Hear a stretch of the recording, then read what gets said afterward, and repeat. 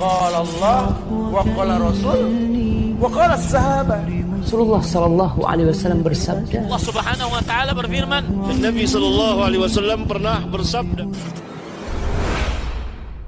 Perkataan Imam Malik, la yu'khadul ilm an arba' anis safih al-mu'lin li safahihi walau kana arwan nas. Ilmu tidak boleh diambil dari 4 macam orang. Yang pertama, orang yang konyol, orang yang suka berbuat atau berkata yang tidak pantas, dan terang-terangan dia berbuat atau berkata seperti itu. Wa in kana arwan nas, walaupun dia paling banyak wawasannya, paling menghafal hadis. Arwa itu minar riwayah, paling banyak meriwayatkan hadis. Ya, tapi kalau dia tingkah lakunya itu konyol, ya, hanya bikin orang ketawa kepingkel-pingkel aja di majelisnya, melucu saja, maka ini adalah ciri-ciri orang safih.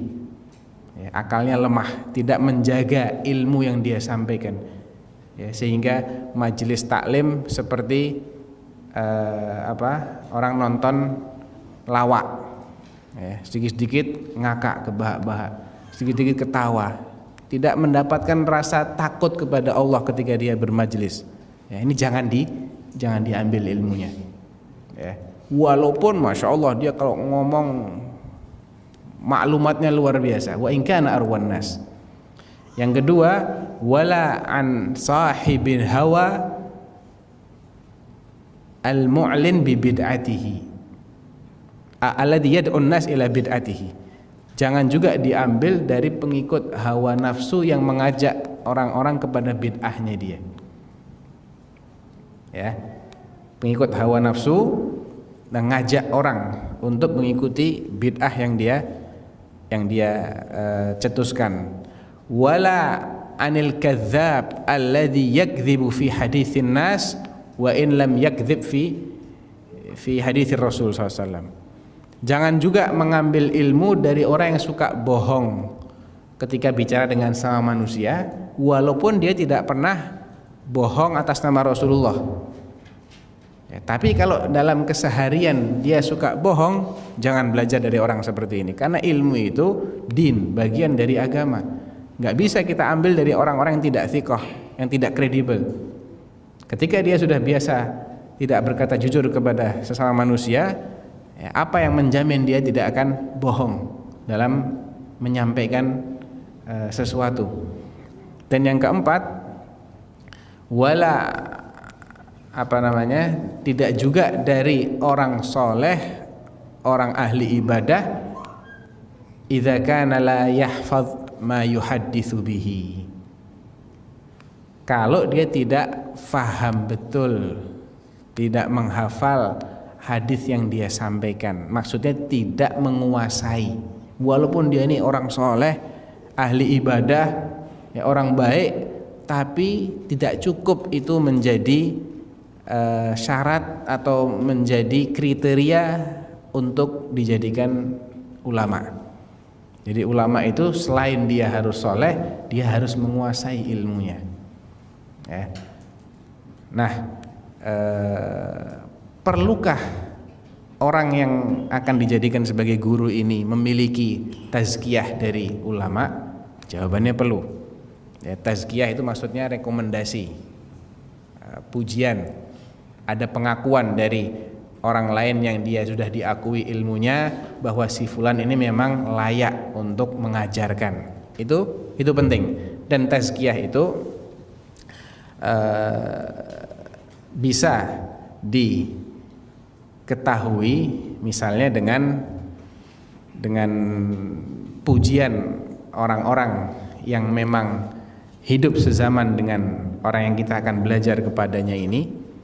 Dia secara terus terang mendapatkan rekomendasi, diakui ilmunya secara lisan atau secara tulisan, atau bisa juga seiring dengan perkembangan sistem pendidikan. Jadi tazkiyah itu didapatkan dengan misalnya pengakuan suatu institusi yang kredibel.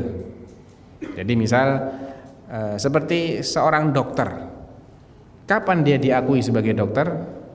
Kalau dia punya apa? Punya ijazah.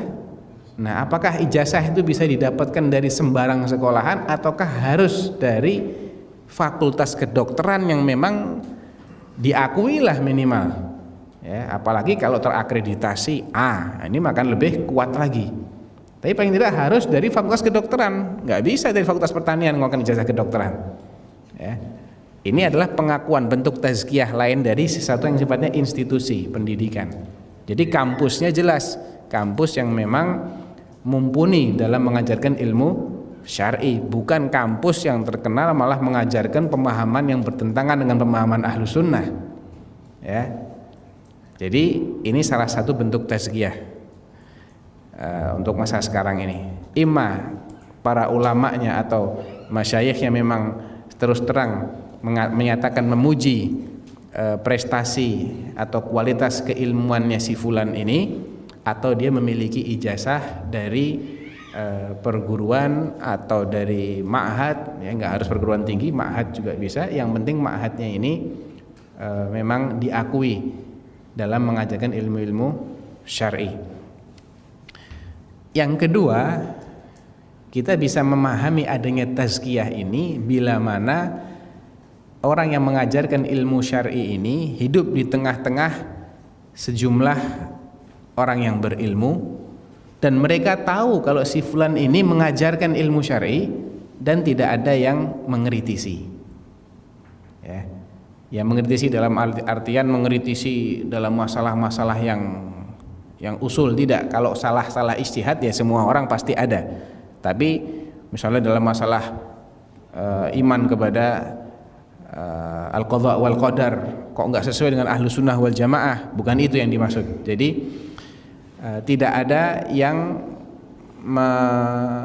menyatakan bahwasanya orang yang bersangkutan ini telah menyimpang dari akidahnya ahlu sunnah atau dari manhajnya ahlu sunnah. Mereka semua tahu dia mengajarkan ilmu dan mereka tidak berkomentar. Maka ini merupakan tazkiyah secara tidak langsung, karena seorang ulama tidak boleh mendiamkan adanya orang yang menyebarkan kekeliruan dan mereka tahu kalau itu keliru, nggak boleh.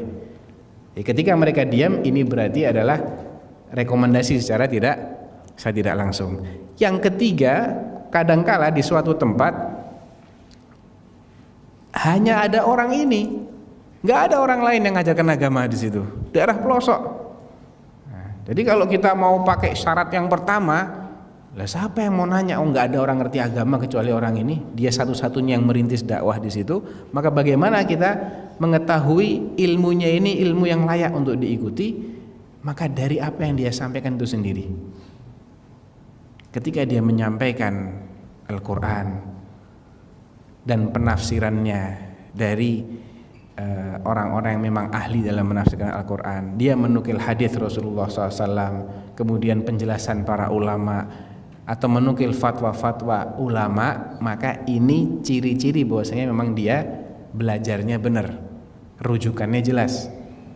Tapi kalau tidak pernah menyebutkan dari mana dia menukil penjelasan ini, tidak juga pernah menyebutkan siapa ulama yang mensyarah dengan syarah seperti itu atau yang berfatwa seperti itu, ya maka ini harus diwaspadai. Ya, jangan-jangan itu semua dari ro'yunya saja. Ya, padahal dia tinggal di daerah yang kita tidak bisa menanyakan tentang orang ini kepada orang lain. Jadi ada tiga tadi itu. Imma memang diakui atau dia didiamkan oleh orang-orang yang berilmu untuk tetap mengajarkan ilmu, atau yang ketiga ilmu yang dia sampaikan itu sendiri rujukannya jelas. Ya. Jadi itu